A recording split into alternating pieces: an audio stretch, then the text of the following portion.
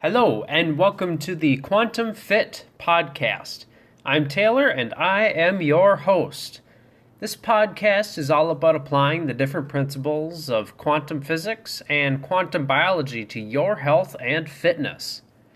This gives us a holistic view of how different environmental factors, such as sunlight or cold, play a major role in your overall health. So I won't just be talking about diet or exercise and developing good habits. If you want to really make lasting changes in how you feel, think, and act, then I'd recommend you try to listen closely and have an open mind to what I have to say. Every day I'll be hitting you with a quick 7 to 15 minute long podcast. I keep it short like this because it makes it both informative and to the point so that you don't feel quite so overwhelmed with information. Also, currently I do not do any kind of advertisements. So instead, I ask that you share this podcast with a friend or family member if you enjoyed the message and gained something from it. I want to be able to spread quality and easy to understand content that everyone can take and use in their own daily lives. I would highly appreciate it. On to today's episode, Basics of Building Brown Fat. Alright, now, actually, real quick before getting to the show, I finally built a Facebook page for Quantum Fit. So if you want to go ahead and like and follow it, you'll be able to stay up to date on new episodes, and I'll post different things in there where, you guys can basically ask me questions on it, or I don't know. I'm not quite sure what I want to do, but, I want to be able to talk to you guys and actually get to know you. So, yeah, go ahead and just find it on Facebook and give it a like. All right, so back to the show. Back when I used to constantly read through studies to try and find some hidden gems, I went down the brown fat rabbit hole. There's so many things involved that I'll be doing at least another couple shows on this in the future. So for today, we're just going to stick to defining what brown fat is, how do we, how much of it we have, and how it's actually built. So in case you didn't know, there are 3 different types of fat, or adipose tissue for the nerds. White, brown, and beige. So white fat is your jiggly stuff, you're either always complaining about or you're proud of how little you have. And something that I don't think a lot of people know, I'm not sure. I used to just assume that white fat was just kind of there, it's just used for storing energy, for storing fat, triglycerides and fatty acids and whatnot. But actually, white fat also releases lots of hormones, including leptin. So there's a lot of hormone signaling that goes on with white fat. It's kind of interesting. Maybe that'll be another episode too. Brown fat is darker in color because of the huge deposits of mitochondria in it. Anytime you get cold, brown fat is immediately getting turned on to burn fat off as heat. Assuming, you're not too EMF and blue light toxic, which, well, as we know, like 99.9999% of the population is. Brown fat has this ability to burn fat because it has huge numbers of uncoupling proteins, not just huge numbers of mitochondria, right? Because if you had lots of mitochondria, great. You can turn a bunch of food energy into chemical energy, but your body won't keep doing that because, guess what? It causes damage too. So, uncoupling proteins are unique. So basically, these proteins literally allow the mitochondria to bypass the normal process of turning that fuel into chemical energy, ATP, and instead turn the fuel into massive amounts of heat.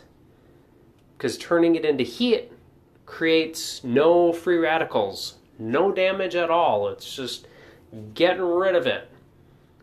So It's part of the reason that cold exposure is so great for getting rid of fat. It's because you don't cause damage getting rid of it. None.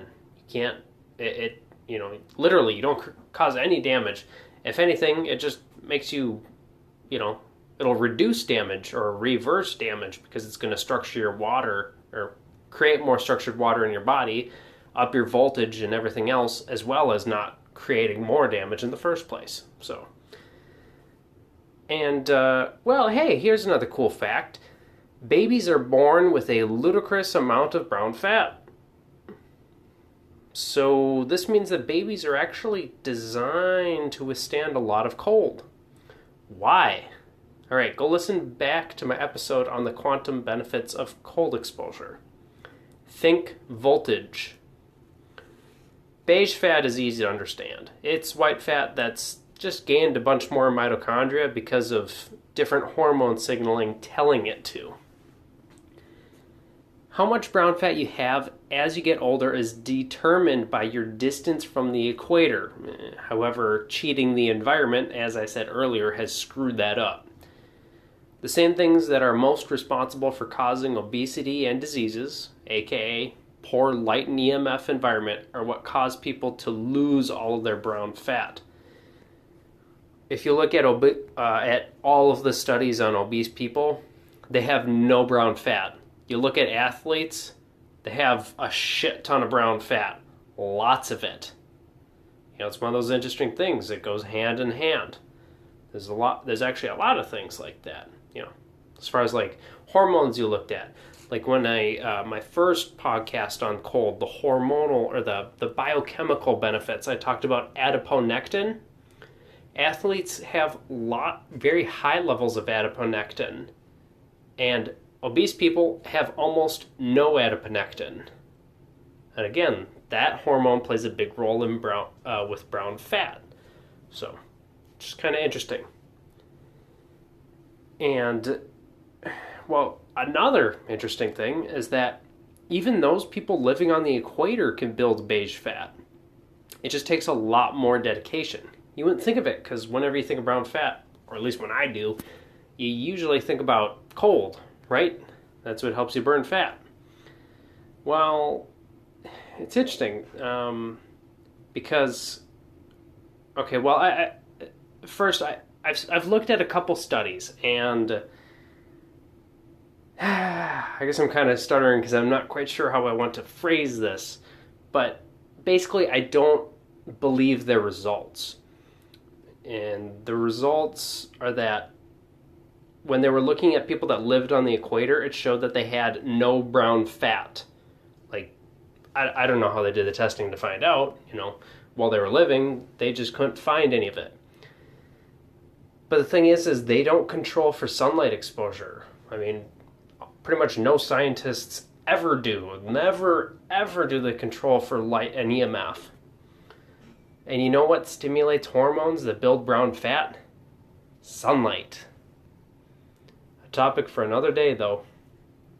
Moving on. Melatonin is the chief regulator for the ability to create brown fat. So, from what I've read, all of the mechanisms haven't been quite worked out yet, but melatonin controls the presence of uncoupling proteins and the size of brown fat. So, no melatonin, no uncoupling food energy into heat. You'll look at your phone or soak your naked body in bright blue LED light before bed, you're going to have a hell of a time taking advantage of cold exposure. Assuming you have decent melatonin levels, dopamine and beta-3 noradrenaline are the hormones that directly stimulate the browning of fat, and they increase the efficiency of the mitochondria in the brown fat. So it gets better and better and better and better and better at generating heat. And again, beta-3 noradrenaline, that is one type of adrenaline. Basically, that type of adrenaline is specifically only in fat tissue and muscle tissue, whereas I'm pretty sure the first type of the adrenaline is heart, or cardiovascular, I should say, and then the second type is the respiratory system. Anyway, what ultimately controls dopamine? Your light environment. And again, the beta-3 noradrenaline, that's released primarily from cold. There's not a lot of things that release it. It's mostly just cold. And, because its main, maybe even only purpose in the body is to cause, again, fat and muscle tissue to generate heat. And I guess I want to talk a little bit on it because I'm pretty sure I had talked about it before. I can't recall right now if I talked about it on my other cold podcast, but it's good to bring it up again, talk about it again. Is that, the beta-3 noradrenaline, when that's being released, because it's only going into the fat and muscle tissues, that's the only places it's targeting, you don't get a sympathetic nervous system response. Which is extremely interesting, because otherwise, any type of adrenaline, normally, your heart starts pumping, metabolism is increasing and everything, and, you're in fight or flight mode. But beta-3 noradrenaline, nope, doesn't do that at all, whatsoever. No, instead, it just makes your tissue, your fat and muscle, start to generate more heat, but it doesn't stress you out at all. In fact, cold makes you less stressed. Once you get used to it, the first few times you're stressed. But after that, it's all parasympathetic. So it's pretty interesting. I always like bringing that up because it's not something you think about, Before finishing up, it also appears that bile acid plays a role in the browning of fat through the TRG5 receptor found, I guess it's found everywhere in the body. Everywhere in the body has receptors that respond to bile acid signals. It's kind of interesting. I've yet to go down that rabbit hole. Anyway, this receptor seems to play a very large role in controlling your metabolism. Activation of it requires lots of bile acids. Alright, well, I'm guessing you probably know what's going to increase bile acids. It's going to be a low-carb, high-fat diet focused on marine foods, so seafood, crustaceans, oysters, and animal products. So it's meat, dairy if you can have it, eggs if you can have it. That's what's going to allow you to build up huge amounts of bile acid. Well, I shouldn't say huge, but normal amounts of it, amounts that humans are supposed to have, which, according to the research I've looked at, that's a big part of what will allow you to be able to brown fat. Like, you need bile acid to brown fat. It's pretty interesting. I was actually kind of blown away reading that. Anyway, if you have any questions or comments, you can find me on Instagram at RealQuantumFit, my personal and now business Facebook page, and through a voice message on Anchor if you listen to me on the app. See ya!